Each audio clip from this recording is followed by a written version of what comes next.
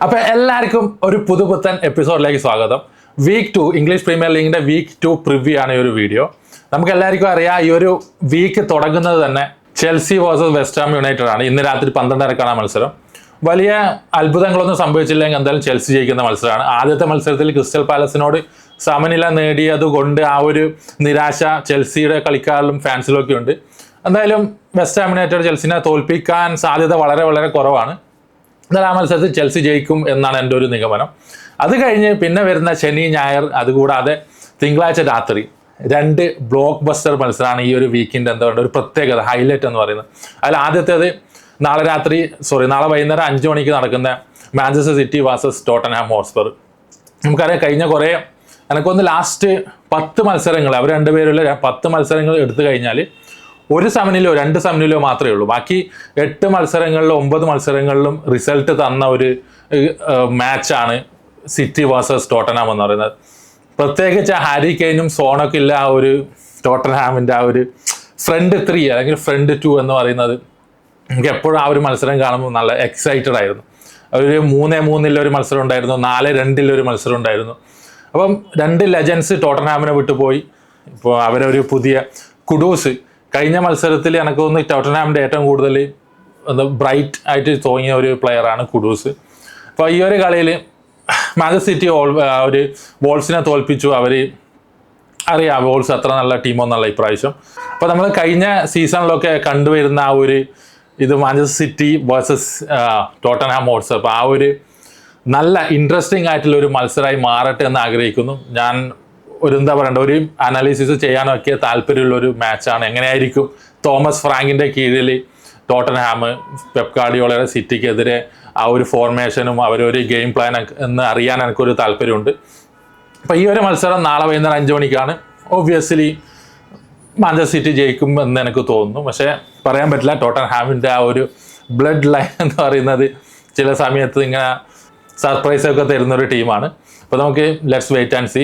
എൻ്റെ ഒരു നിഗമനത്തിൽ എന്തായാലും മാഞ്ചസ്റ്റർ സിറ്റി ജയിക്കാനേ സാധ്യതയുള്ളൂ.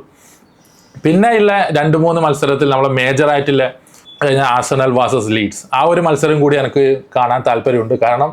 കാണാൻ താല്പര്യമുണ്ട് തന്നെ ഇൻ ദ സെൻസ് ആ ഒരു ടീമിൻ്റെ ഗെയിം പ്ലാൻ, അതുകൂടാതെ ഒരു അനാലിസിസ് വ്യൂ പോയിന്റിൽ കാണാൻ താല്പര്യമുണ്ട്. കഴിഞ്ഞ ഒരു വീക്ക് 1 ലിവർപൂൾ കഴിഞ്ഞാൽ ഏറ്റവും കൂടുതൽ എക്സ്പെക്റ്റഡ് ഗോൾസ് ഉണ്ടായിരുന്ന ടീമാണ് ലീഡ്സ്. അവർ ചാമ്പ്യൻഷിപ്പിൽ നിന്ന് വന്നിട്ട് ആദ്യത്തെ മത്സരത്തിൽ തന്നെ എവർട്ടനെ തോൽപ്പിച്ചുകൊണ്ട് തന്നെ ഈ ഒരു സീസൺ തുടങ്ങിയിട്ടുണ്ട്. അപ്പോൾ ആർസണലിൽ ഞാനൊരു വീഡിയോ ചെയ്തിട്ടുണ്ടായിരുന്നു വേഴ്സസ് മാഞ്ചസ്റ്റർ യുണൈറ്റഡ്. അപ്പോൾ അത് കഴിഞ്ഞ് എന്തായാലും ആർസണൽ എന്തായാലും ജയിക്കും ഈ മത്സരത്തിൽ. അല്ലെങ്കിൽ 100%, 99% ആർസണൽ ജയിക്കും. പക്ഷെ ഒരു എന്താ പറയുക, ഫുട്ബോളല്ല, എന്തും സംഭവിക്കുക എന്നുള്ള രീതിയിൽ 1% മേ ബി ലീഡ്സിന് എന്തെങ്കിലും ചെയ്യാൻ സാധിക്കുമോ അറിയില്ല. അപ്പം ലീഡ്സിൻ്റെ ആ ഒരു എക്സ്പെക്റ്റഡ് ഗോൾസ് കഴിഞ്ഞ ഫസ്റ്റ് വീക്ക് 1 എക്സ്പെക്റ്റഡ് ഗോൾസ് വളരെ ഹൈ ആയിരുന്നു.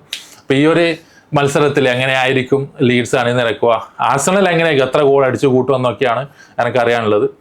അത് കഴിഞ്ഞ് മാഞ്ചസ്റ്റർ യുണൈറ്റഡും ഫുൾഹാമുമായിട്ടുള്ള മത്സരം. ആർസണലിനെതിരെ വളരെ നന്നായിട്ട് കളിച്ചുകൊണ്ടായിരുന്നു മാഞ്ചസ്റ്റർ യുണൈറ്റഡ് തുടങ്ങിയത്. അപ്പോൾ ഒരുപാട് മാഞ്ചസ്റ്റർ യുണൈറ്റഡിൻ്റെ ഫാൻസിനൊക്കെ ഭയങ്കര എക്സൈറ്റഡ് ആയിട്ടുള്ള ഒരു മത്സരമായിരുന്നു, ഭയങ്കര എക്സൈറ്റഡ്, അതുകൂടാതെ ഹോപ്പൊക്കെ നൽകിയൊരു മത്സരമാണ്. അപ്പോൾ അതേ പെർഫോമൻസ് ഫുൾഹാമിനെതിരെ പുറത്തെടുത്ത് ഒരു 2-3 ഗോളുകളൊക്കെ അടിച്ച് ജയിച്ചിട്ടുണ്ടെങ്കിൽ ഫാൻസിനൊക്കെ എന്താ പറയണ്ടത്, എല്ലാ ഫാൻസും ഓവർ ദ മൂൺ ആയിരിക്കും. ആ ഒരു മത്സരം കാണാൻ എനിക്ക് താല്പര്യമുണ്ട്. എന്തായിരിക്കും മാഞ്ചസ്റ്റർ യുണൈറ്റഡിൻ്റെ ആ ഒരു ഫ്രണ്ട് 3 എന്നുള്ള ഔട്ട്പുട്ട് കാണാൻ എനിക്ക് താല്പര്യമുണ്ട്. മേ ബി സെസ്കോ സ്റ്റാർട്ട് ചെയ്യാൻ സാധ്യത വളരെ കൂടുതലാണ് എനിക്ക് തോന്നുന്നു.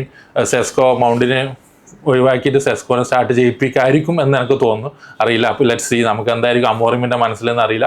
അപ്പോൾ ആ ഒരു മത്സരവും ഈ ഒരു വീക്കിൽ ഇമ്പോർട്ടൻ്റ് ആണ്. ഇൻ ദ സെൻസ് ഓൾറെഡി ഒരു മത്സരം ഫസ്റ്റ് മത്സരത്തിന് തോറ്റുകൊണ്ടാണ് മാഞ്ചസ്റ്റർ യുണൈറ്റഡ് തുടങ്ങിയത്. അപ്പോൾ ഈ ഒരു മത്സരത്തിൽ സമനിലയും കൂടി ആയിക്കഴിഞ്ഞാൽ കുറച്ച് അവരൊരു ആ ഒരു ആദ്യത്തെ മത്സരത്തിൽ കിട്ടിയ ഒരു കോൺഫിഡൻസിനെ ഒരു ബാധിക്കാൻ സാധ്യതയുണ്ട്. അപ്പോൾ എന്തായാലും ഇതിൽ മാഞ്ചസ്റ്റർ യുണൈറ്റഡ് ജയിക്കും എന്ന് എനിക്ക് തോന്നുന്നു. അത് കഴിഞ്ഞ് ദ ഫൈനൽ മത്സരം തിങ്കളാഴ്ച രാത്രി 12:30 Liverpool Newcastle versus Liverpool. Oh my God, ആ ഒരു മത്സരം ഈ ഒരു വീക്കിലെ ഏറ്റവും ഇൻറ്റൻസ് ആയിട്ടുള്ള മത്സരമായിരിക്കും. കഴിഞ്ഞ മത്സരത്തിൽ ആസ്റ്റൺ വില്ലയോട് ന്യൂകാസിൽ സമനില നേടി അതിനുശേഷം ഉണ്ടായ ഒരു ഇൻ്റർവ്യൂവിൽ ആൻ്റണി ഗോർഡനോട് ചോദിക്കുന്നുണ്ടായിരുന്നു, എങ്ങനെയാണ് അടുത്ത മത്സരത്തിൽ ലിവർപൂളായിട്ടുള്ള മത്സരത്തിൽ നിങ്ങൾ എങ്ങനെ നോക്കിക്കാണുന്നത് വെച്ചാൽ പുള്ളിക്കാരൻ ഭയങ്കര എക്സൈറ്റഡ് ആൻഡ് ആവേശത്തോടെ പറഞ്ഞ് we are all thrilled pumped up എന്നൊക്കെയാണ്. അപ്പോൾ എല്ലാവർക്കും അറിയാം, ഈ ഒരു ഇസാക്കിൻ്റെ സാഗിയും ന്യൂകാസിലും ലിവർപൂളിൻ്റെ ആ ഒരു ട്രാൻസ്ഫർ വിൻഡോയിൽ ആ ഒരു എന്താ കടുംപിടുത്തമൊക്കെ നമ്മളെല്ലാവരും കണ്ടിട്ടുണ്ടായിരുന്നു. അതുകൂടാതെ ഇസാക്കിൻ്റെ സ്റ്റേറ്റ്മെൻ്റ് ഒക്കെ വന്ന് ഒരു വഷളായിട്ടിരിക്കുന്ന ഒരു സമയമാണ്. ആ സമയത്താണ് ലിവർപൂൾ സെൻറ്റ് ജെയിംസസ് പാർക്കിലേക്ക് പോകുന്നത്. ഏകദേശം എല്ലാ പ്രീമിയർ ലീഗ് ഫാൻസിനും അറിയുന്നതാണ്, വൺ ഓഫ് ദ വേഴ്സ്റ്റ് സ്റ്റേഡിയമാണ് saint James's. Worst stadium in the sense atmosphere, അതായത് എവേ ടീമിൻ്റെ അറ്റ്മോസ്ഫിയർ വളരെ മോശമായിട്ടുള്ള ഒരു സ്റ്റേഡിയമാണ് SJP. കാരണം അവരെ ഫാൻസൊക്കെ ഭയങ്കര പാഷനായിട്ടുള്ള ഫാൻസാണ്. പരമാവധി എന്താ പറയുക, എതിർ ടീമിനെ ഒരു സെറ്റിൽ ചെയ്യാൻ വിടാത്ത ഇരിക്കും. ഇപ്പോൾ പ്രത്യേകിച്ച് ലിവർപൂൾ പോകുന്നത് കൊണ്ട് നമ്മൾ കഴിഞ്ഞ സീസണിൽ കണ്ടിട്ടുണ്ടായിരുന്നു, ലിവർപൂളിൻ്റെ അവസാനം കെല്ലറിൻ്റെ ഒരു മിസ്റ്റേക്കിൽ സമനില നേടിയിട്ടുണ്ടായിരുന്നു. പക്ഷേ ഈ ഒരു മത്സരം എന്ന് പറയുന്നത് ലിവർപൂൾ ഭയങ്കര ഇമ്പോർട്ടൻ്റ് ആണ്. ബിക്കോസ് മൂന്നാമത്തെ വീക്കിൽ ആഴ്സണൽ ആൻഫീൽഡിലേക്ക് വരുന്നുണ്ട്. അപ്പോൾ ഈ ഒരു മത്സരത്തിൽ ലിവർപൂളിന് സമനിലയോ തോൽവിയോ ആണെങ്കിൽ, എന്തായാലും തോക്കുന്ന എനിക്ക് തോന്നുന്നില്ല, ഞാൻ പറയുന്നതാണ്, ഇഫ് ലിവർപൂളിന് ഒരു നെഗറ്റീവായിട്ടുള്ള റിസൾട്ട് കിട്ടിയിട്ടുണ്ടെങ്കിൽ അടുത്ത വീക്ക് 3 ആഴ്സണലായിട്ട് മത്സരത്തെ അത് ബാധിക്കാൻ സാധ്യതയുണ്ട്. അപ്പോൾ ലിവർപൂളിന് ഭയങ്കര ഇമ്പോർട്ടൻ്റ് ആയിട്ടുള്ള മത്സരമാണ്, എന്തായാലും ജയിച്ചേ പറ്റൂ.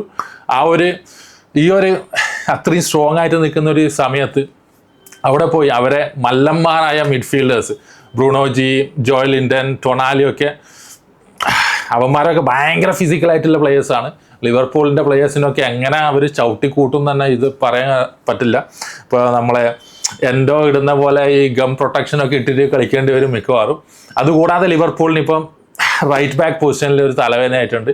ഇപ്പം മെയിനായിട്ട് കളിക്കേണ്ട 2 പ്ലേയേഴ്സ് ഔട്ടാണ്, ബ്രാഡ്ലിയും ഫ്രിംഗ്പോങ്ങും. അതുകൂടാതെ ജോ ഗോമസിന് മിക്കവാറും കളിപ്പിക്കാൻ സാധ്യത കുറവാണ് എന്നാണ് ആർനെ സ്ലോട്ട് ആ ഒരു വാർത്താ സമ്മേളനത്തിൽ പറഞ്ഞത്. കാരണം ജോ ഗോമസ് ഫുള്ളി ഫിറ്റ് അല്ല. കഴിഞ്ഞ മത്സരത്തിൽ 20 മിനിറ്റ് തന്നെ കളിപ്പിച്ചത് എന്തോ ഭാഗ്യം കൊണ്ടാണ്, അത് കളിപ്പിക്കേണ്ട ആയിരുന്നില്ല. പക്ഷേ എൻഡോൻ്റെ ഒരു പ്രകടനം കുറച്ച് വീക്കായത് കൊണ്ട് ചങ്ങാൻ ഇറക്കിയതാണ്. അപ്പോൾ ഈ ഒരു മത്സരത്തിൽ കളിപ്പിക്കാൻ സാധ്യത കുറവാണ്. മേ ബി കേർട്ടിസ് ജോൺസ് അല്ലെങ്കിൽ സോബോസ്ലെ ആയിരിക്കും റൈറ്റ് ബാക്ക് കളിക്കൽ.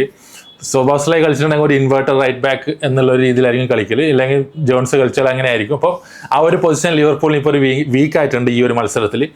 അപ്പോൾ നമുക്ക് നോക്കാം എങ്ങനെയായിരിക്കും ഈ ഒരു മത്സരത്തിൻ്റെ ഒരു റിസൾട്ട് എന്ന് പറയുന്നത്. എന്തായാലും ലിവർപൂളിന് ജയിച്ചേ പറ്റും. അതുകൂടാതെ ന്യൂകാസിലിൻ്റെ ആ ഒരു ഇത് കാണിച്ചു കൊടുക്കുകയുമാണ്, ടീമിൻ്റെ ആ ഒരു ഒത്തൊരുമ. അതുകൂടാതെ ഈ ഒരു ട്രാൻസ്ഫർ സാഗിയിൽ ഇസാക്കിൻ്റെ ആ ഒരു പ്രശ്നമൊക്കെ വന്ന് ഇങ്ങനെ ഒരു മല്ലയുദ്ധത്തിൻ്റെ ഒരു വൈബാണ് കിട്ടുന്നത്. അപ്പം എല്ലാവരും മറക്കാതെ കാണുക ആ മത്സരം. തിങ്കളാഴ്ച 12:30 മത്സരം. അപ്പം നിങ്ങളുടെ അഭിപ്രായം എന്താണെന്ന് കമൻറ്റ് സെക്ഷനിൽ രേഖപ്പെടുത്തുക.